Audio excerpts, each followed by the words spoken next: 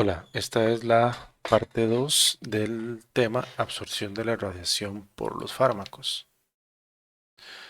Y continuamos entonces con los diferentes tipos de aplicaciones de la radiación electromagnética en el campo que nos interesa, que es la espectroscopía.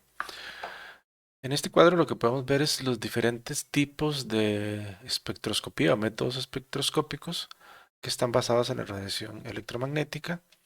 eh, en qué intervalo usual de longitud de onda aplican los tipos de espectroscopía y cuáles son los tipos de transiciones cuánticas involucradas en las diferentes técnicas.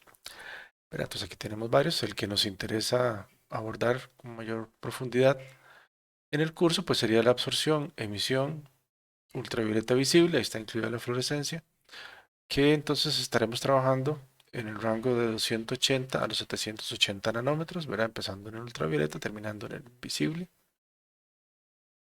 Y acá los tipos de transiciones que van a estar involucradas son las de electrones de enlace, por ejemplo. Y ahora, de las diferentes técnicas que utilizan la radiación en el espectro o en el rango del ultravioleta al visible, pues tenemos todas estas, ¿verdad? La espectroscopía atómica, la absorción de radiación ultravioleta visible,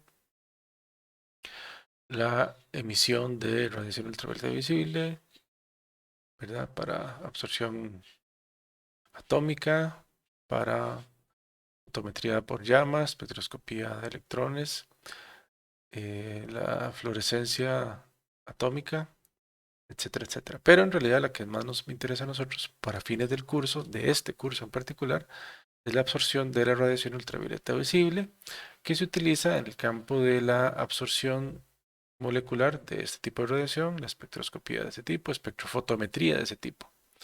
Y las aplicaciones analíticas son determinaciones tanto cuali como cuantitativas de compuestos orgánicos, ya sean aromáticos o insaturados, incluyendo algunos productos naturales, determinación directa e indirecta cuantitativa de iones inorgánicos, moléculas orgánicas y algunos bioquímicos, ¿verdad? Entonces aquí en estas categorías van a estar incluidos una gran cantidad de los fármacos y por eso es que esta técnica es bastante utilizada. No es la única, por supuesto, pero es bastante utilizada. Muy bien, entonces nos vamos a enfocar en la absorción molecular, sabiendo que también hay absorción atómica, hay emisiones, etcétera, etcétera. Nos vamos a enfocar en la absorción molecular. En este caso, las transiciones rotacionales y vibracionales ocurren cuando la radiación no es tan energética. Ya habíamos hablado, ¿verdad? En radiaciones de baja energía como las infrarrojas o los microondas. Los átomos tienen sus propias energías y estos se combinan para formar moléculas, que a su vez entonces van a conformar nuevos orbitales. A diferencia de los átomos, entonces las moléculas poseen diferentes o varios subniveles rotacionales y vibracionales. Esto implica que cuando hay una transición electrónica también pueden haber cambios en la rotación y vibración de estas moléculas. Y la energía total que es transferida corresponde a la suma de la energía necesaria para que ocurran los tres fenómenos, ¿verdad? La transición electrónica, los cambios rotacionales y los cambios vibracionales.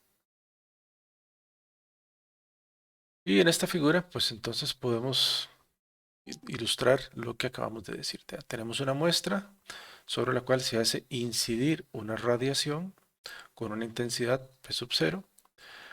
La radiación atraviesa la muestra y se transmite una radiación con una intensidad P. Entonces, aquí estamos suponiendo que esta muestra absorbe algo de la radiación que incide y eso implica que tiene que haber alguna transición, ya sea del nivel 0 al 1 o del nivel 0 al 2. Y lo importante entonces es para que ocurra eso, la energía que aporte esa radiación tiene que ser como mínimo igual a la diferencia entre el nivel 1 y 0 o entre el nivel 2 y 0 o 2 y 1 si estamos en el 1.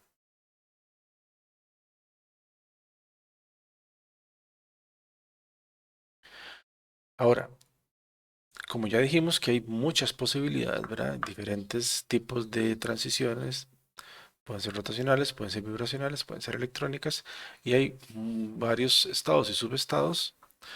La absorción de la radiación ultravioleta visible por las moléculas ocurre sobre una gran variedad de longitudes de onda, es decir, diferentes frecuencias de la radiación. Por lo tanto, donde ocurre esta absorción es lo que se le llama banda de absorción. Banda de absorción. Y aquí podemos ver reflejado en un espectro de absorción, ¿verdad? Cuando graficamos la absorción de la radiación contra la longitud de onda, podemos ver cómo, dependiendo de la longitud de onda, se absorbe más o menos radiación. Entonces, esta representación gráfica es lo que vamos a llamar o conocer como espectro de absorción.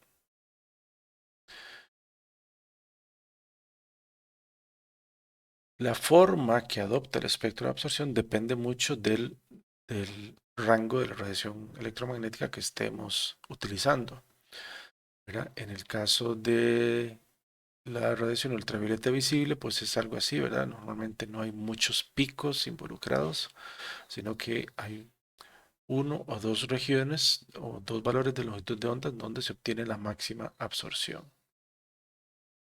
Cambio de diferencia en el infrarrojo, ustedes verán que hay a diferentes longitudes de onda hay múltiples picos. Entonces es un poco diferente la forma que adopta el espectro de absorción dependiendo de la región de la radiación electromagnética que se esté utilizando. Muy bien. En cuanto a postulados de la absorción en este tipo de radiación, tenemos los siguientes. La potencia radiante, que la vamos a llamar P, se define como la cantidad de energía por segundo por unidad de área.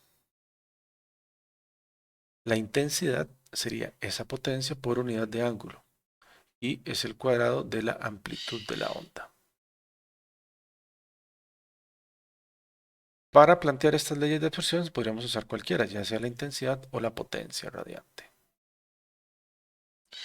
Entonces, cuando un haz de luz, puede ser poli o monocromático, atraviesa una muestra que absorbe algo de esa radiación, la intensidad inicial, ¿verdad? La que incide, va a disminuir, va a decrecer cuando haya atravesado la muestra, porque lógicamente hubo absorción de esa radiación.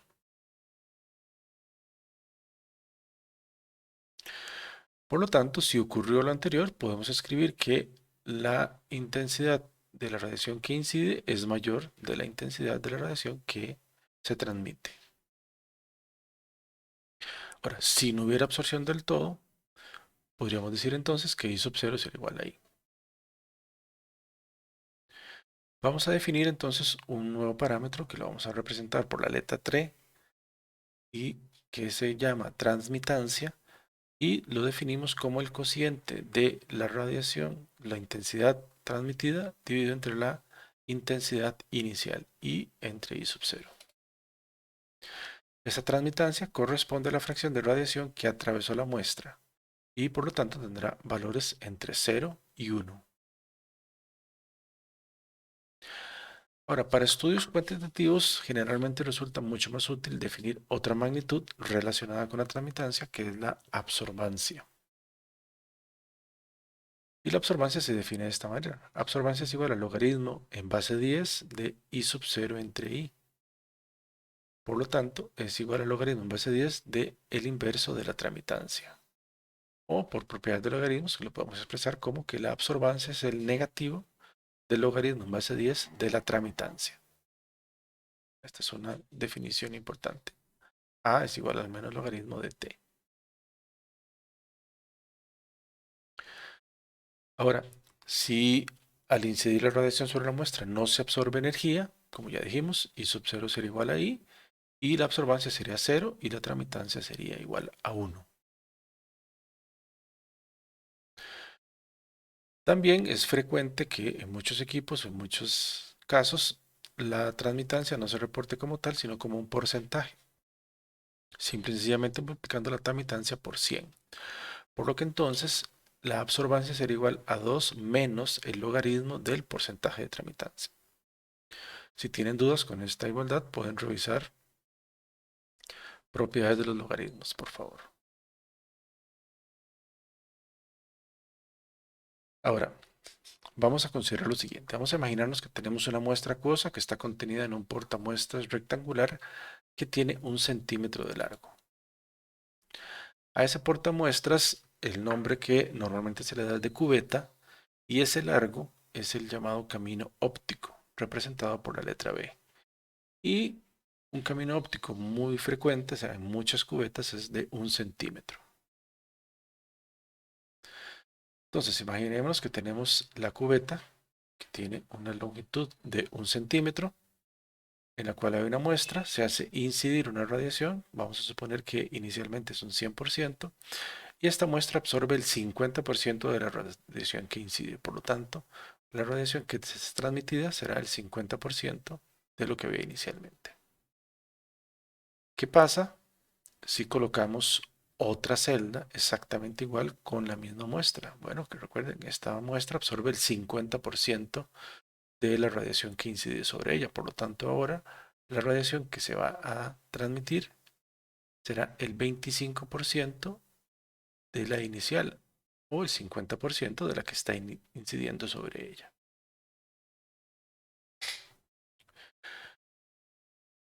De esta observación podemos concluir dos cosas. La primera, si graficamos la evolución de la transmitancia contra el camino óptico, ¿verdad?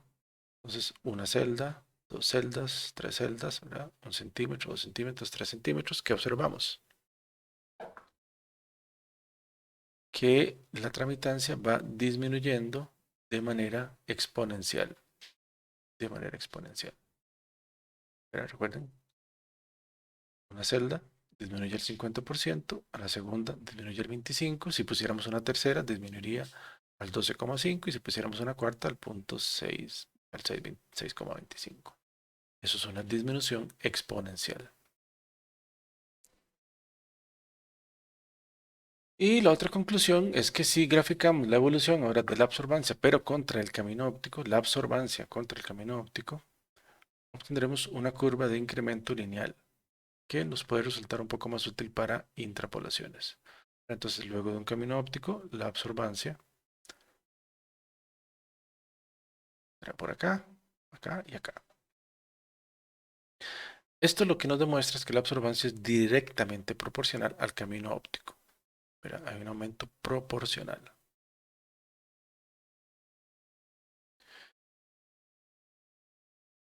Entonces, si realizamos el mismo experimento de la primera cubeta manteniendo V fijo y midiendo la absorbancia de varias soluciones acuosas del mismo compuesto a una misma longitud de onda, pero utilizando concentraciones diferentes, encontramos la misma relación que con B.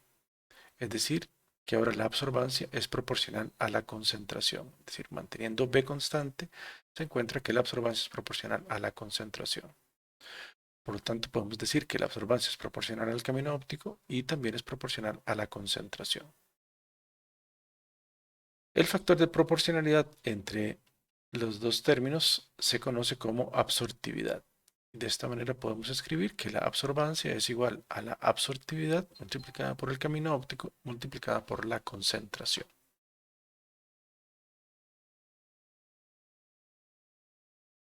Entonces, recapitulando, está la constante de proporcionalidad llamada absortividad.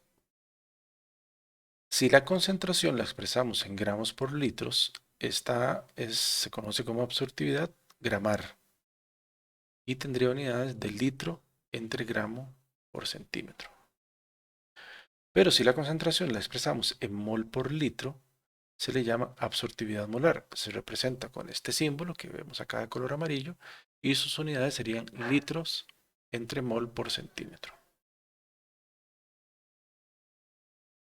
Podemos decir que la absortividad es la capacidad de una determinada sustancia para absorber la radiación, por lo que entonces este factor es único para cada molécula, para cada compuesto.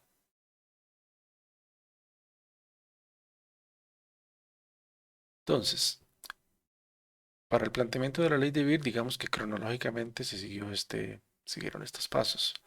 Booger en el 1729 y Lambert en 1760 establecieron la relación lineal entre el camino óptico y la absorbancia. casi 100 años después, Beer, en 1852, estableció la relación ideal entre la concentración y la absorbancia. Entonces, la ley que reúne todas estas observaciones, que ya la planteamos, se le conoce como la ley de Beer-Lambert-Bourget. Pero, abreviándola, es más comúnmente conocida como la ley de Beer. Pero es importante que sepamos que estos dos investigadores también hicieron lo suyo y que debe dárseles el respectivo reconocimiento. Esta ley pues la utilizaremos prácticamente para todo tipo de espectroscopías, ¿verdad? Y entonces podemos también expresarla de esta manera, ¿verdad?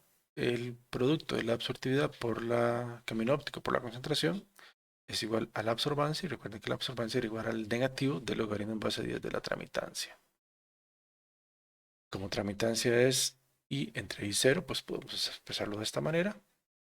Y por propiedades de logaritmos, este negativo entraría como exponente, provocando que se dé esta inversión de la razón que tenemos dentro del logaritmo. Otra manera es, aplicando antilogaritmos a esta expresión, pues llegamos a esta o a esta. Todas son expresiones equivalentes de la ley de Beer. Bueno, tiene múltiples aplicaciones. Pero aquí tenemos algunos de los términos o símbolos utilizados. eh, ¿Cuál es el símbolo alternativo? ¿Cuál es la definición? ¿Y qué unidades tiene? Entonces, bueno, por ejemplo, potencia radiante. También podemos hablar de intensidad de la radiación. Está cómo se define. Y las unidades en este caso serían de energías. En el sistema centímetro gramo segundo serían los ergios. Y en el sistema internacional serían los julios. La absorbancia, que también se conoce como densidad óptica o coeficiente de extinción. Aquí está la definición. Y no tiene unidades, ¿verdad? Es una cantidad adimensional, pero a veces se reporta como unidades de absorbancia. La transmitancia, también se le llama transmisión, ya la habíamos definido anteriormente, tampoco tiene unidades, pero se puede expresar como porcentaje si se multiplica por 100. El camino óptico o longitud de trayectoria, que es el espesor que atraviesa el haz, usualmente se expresa en centímetros. La concentración, no hay un término alternativo, ¿verdad? Pero la definición es cantidad de átomos, iones o moléculas absorbentes disueltos en un medio. Y las dos, hay múltiples formas de expresar la concentración, pero en este campo las más utilizadas, molaridad o gramos por litro. Y luego los coeficientes de absortividad, que ya los mencionamos, ¿verdad? Cuando es de masa o cuando es molar.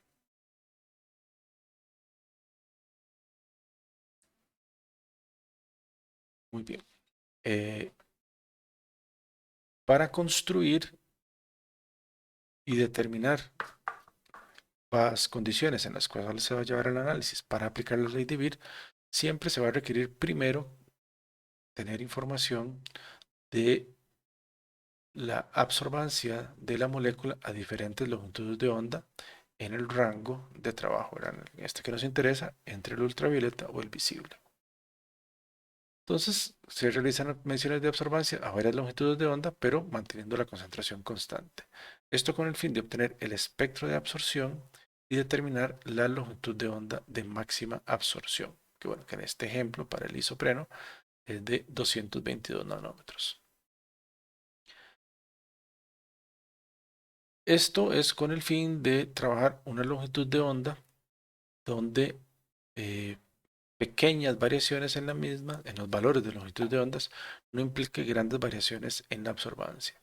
Y esto es muy importante porque depende mucho del tipo de instrumento que se esté utilizando para la medición, que nos puede dar en la radiación que va a incidir sobre la muestra un ancho de banda más estrecho o más grande.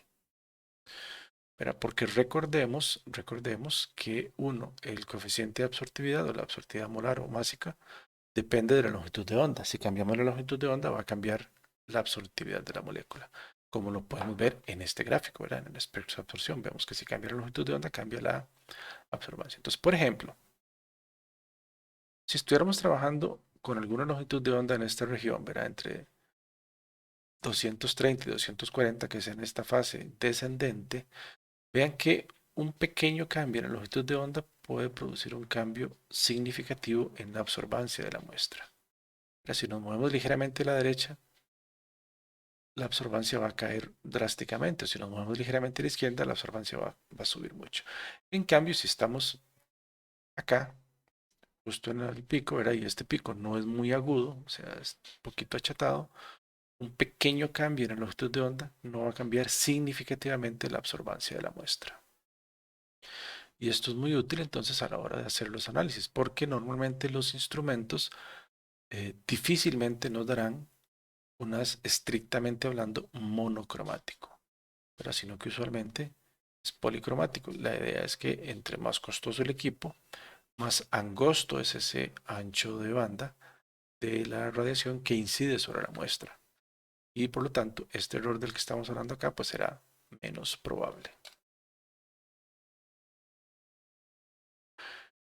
Normalmente en este tipo de análisis también es necesario construir lo que se conoce como una curva de calibración. Entonces, ¿cómo se construye una curva de calibración? Supongamos que nosotros lo que queremos es determinar la concentración de un analito específico en una muestra. Entonces, lo que hacemos es preparar disoluciones de concentración conocida de ese analito a partir de un patrón. Y luego entonces esas disoluciones de concentración conocida las llevamos al equipo respectivo y medimos su absorbancia a la longitud de onda de máxima absorbancia, ¿verdad? Y estos son los valores que obtendríamos. Y con ellos construimos esta curva de calibración, verá que ese es el nombre que se le da, aunque claramente en este caso la relación entre absorbancia y concentración es una línea recta. Entonces, la idea es que la concentración de la muestra que queremos cuantificar se encuentre dentro de este rango de valores experimentales. Y por lo tanto, entonces, conociendo la absorbancia de la muestra, podamos calcular fácilmente su concentración. Esa es la utilidad de la curva de calibración. Entonces, conociendo a diferentes concentraciones la absorbancia, se puede obtener la ecuación de la línea recta que ajusta estos puntos y con ella luego determinar la concentración de la muestra incógnita.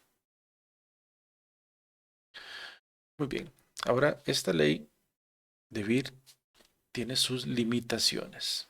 La primera y más importante es que describe bien el comportamiento de disoluciones diluidas, es decir, normalmente aquellas que tengan una concentración que esté por debajo de 0.01 molar. A concentraciones un poco más altas, dado que la distancia relativa entre las especies absorbentes, estas partículas, en la solución disminuye, se está más cerca, esto provoca que la distribución de carga de las especies se vea afectada entre sí y por supuesto va a influir en la capacidad individual de las especies para absorber energía. Entonces lo usual es que si uno trabaja con una concentración un poco más alta, aunque teóricamente habrá una relación lineal entre absorbancia y concentración, conforme las concentraciones sean más elevadas, vamos a empezar a observar desviaciones del comportamiento teórico. ¿Verdad? Desviaciones del comportamiento teórico, es decir, ya no se sigue la linealidad. Entonces, por eso siempre lo recomendable es trabajar con concentraciones bajas, diluidas.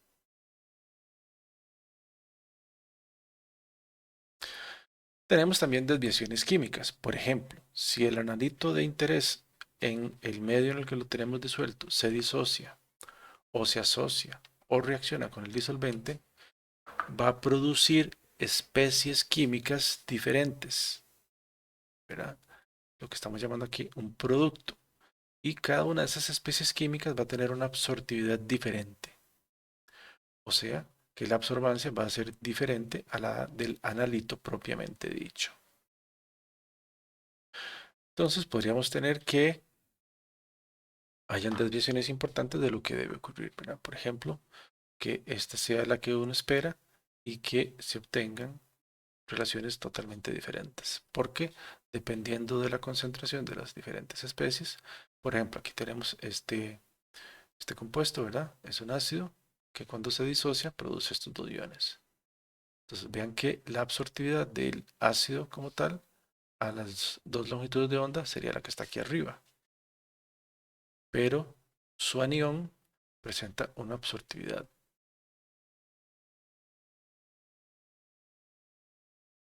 mucho, bueno, mayor a esta longitud de onda, pero menor a esta.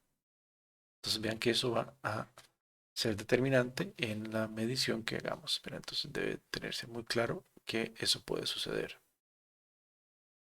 Y luego tenemos desviaciones por el instrumento, es el equipo que estamos utilizando. Era lo que les decía de la radiación policromática, que estrictamente la ley de Beer se cumple con radiación monocromática, es decir, de una longitud de onda específica. ¿Por qué? Porque entonces para cada longitud de onda se va a asociar una absortividad molar o másica específica. Si cambiamos la longitud de onda, la absortividad de la sustancia va a cambiar.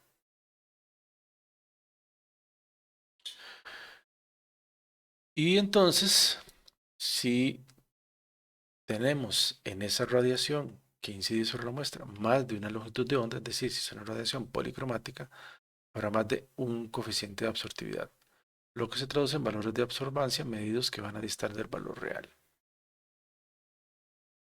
¿Verdad? Entonces, por ejemplo, aquí tenemos dos absortividades iguales. Este sería lo que esperamos teóricamente. Pero si hay absortividades diferentes, vean las desviaciones que se pueden producir. Entonces, esto es sumamente importante y esto depende del equipo. Está también lo que se llama como radiación parásita, que es el tipo de radiación que proviene de la fuente, pero que contamina la radiación seleccionada por efectos de dispersión y o reflexión en los diferentes componentes del equipo. Este tipo de radiación va a ser diferente en longitud de onda con respecto a la radiación de trabajo y puede o no atravesar la muestra. Cuando llega el detector, este la procesa dando lugar a desviaciones importantes. Normalmente todo esto se corrige con la debida calibración del equipo, ya que es un procedimiento experimental bastante sencillo, pero puntual e imprescindible a la hora de realizar una medición. Entonces, ahora un equipo que nos permite cuantificar la absorbancia que presenta una determinada material, lo vamos a llamar espectrofotómetro ultravioleta o visible. Y bueno, esta es la forma esquemática de los diferentes componentes. En primer lugar tenemos la fuente de radiación o lámpara. Luego está el selector de longitud de onda, que también se le llama monocromador. El recipiente para la muestra, la cubeta, el detector de la señal, y luego aquí no aparece, pero es un transductor o integrador de esa señal eléctrica que la convierte usualmente en un valor específico que podemos leer en una pantalla o en una escala determinada. Cuanto a la fuente, debe cumplir estos requisitos. La radiación debe ser continua, es decir, debe emitir todas las longitudes de onda de una amplia región espectral. Además, debe ser constante y uniforme, es decir, estable en el tiempo, siempre la misma intensidad, independientemente del tiempo de que se esté utilizando. Y que además esta intensidad sea suficiente para la medición. Entonces, para trabajar en la región visible o el infrarrojo cercano, lo usual es utilizar lámparas de tungsteno, que nos van a dar radiación entre 350 a 2500 nanómetros. Para solo la región del infrarrojo, tenemos el emisor de NERS, la fuente global o el alambre de nicromo. Para tanto la región visible como ultravioleta cercano, el arco de xenón nos brinda todas estas posibilidades. Para trabajar solo en ultravioleta, se utilizan lámparas de deuterio e hidrógeno, que nos proporcionan radiación en el rango de 160 a 375 nanómetros. Bueno, ahora el selector de longitud de onda, que también se le llama el monocromador. Hay varios tipos. La función de este dispositivo es dejar pasar únicamente, en la medida de lo posible, una longitud de onda, o lo más cercano a una sola longitud de onda. Entonces, Aquí podríamos utilizar prismas, no son los más utilizados. Están los filtros y hay rejillas de difracción, que es de los más empleados, ¿verdad? Aquí tenemos una rejilla de difracción, la luz incide y al pasar por la rejilla difracta la radiación separándolo en todos sus componentes. Luego lo que se hace es que por un dispositivo esta rejilla se mueve en una dirección dependiendo del ángulo al que se encuentre, es el tipo de radiación que va a incidir sobre la muestra. Es decir, esto que vemos acá, como este triángulo de diferentes colores, si uno mueve la rejilla, esto se va a mover en estas direcciones y por lo tanto, dependiendo de donde tengamos la muestra, esa es digamos, el ángulo al que habrá que mover la rejilla para que así incida una radiación específica. El recipiente para la muestra o cubetas, también el material es sumamente importante. Para trabajar en la región ultravioleta, es decir, por debajo de los 380 nanómetros, deben ser las cubetas de cuarzo o de sílice fundida. En la región visible, de 380 a 750 nanómetros, puede ser el vidrio silicatado, plástico o las de cuarzo también funcionan. El vidrio no se puede usar en la región ultravioleta porque el vidrio absorbe en esta región. Entonces podría provocar o provocará desviaciones significativas. ¿Qué cuidados debemos tener con las cubetas? Bueno, la limpieza de la superficie de las ventanas, es decir, por donde pasa la radiación, antes y después de su uso. Eso es fundamental hacerlo siempre. No se deben tocar las ventanas durante la manipulación por aquello de dejar huellas que van a dejar material ahí, grasa, suciedad, etcétera, etcétera, que puede provocar absorción, dispersión, difracción de la luz o posibles rayaduras en la superficie. Nunca se deben secar con calor porque deforma y se podría modificar el camino óptico. Por lo general se enjuagan con agua y luego se enjuagan con etanol. Si son de plástico, estos enjuagues deben eliminarse rápidamente, nunca dejarlas, por ejemplo, en remojo de etanol, las que sean de plástico. Y la cubeta se debe colocar siempre en la misma posición dentro del equipo para asegurarnos que el camino óptico siempre será el mismo. Por último, tenemos el detector, para los cuales se utilizan normalmente transductores fotoeléctricos, que lo que hacen es tomar la señal de los fotones y la convierten en una señal eléctrica, ¿verdad? Aquí no vamos a entrar en muchísimo detalle de eso, simplemente es tener eso presente. Normalmente tienen una superficie que absorbe radiación, lo que puede generar una fotocorriente o bien los fotones entran en una banda de conducción que incrementa la conductividad. Eso es lo que se llama un fotomultiplicador. Pero lo que en fondo no nos interesa es que toman la señal de los fotones y lo convierten en una señal eléctrica.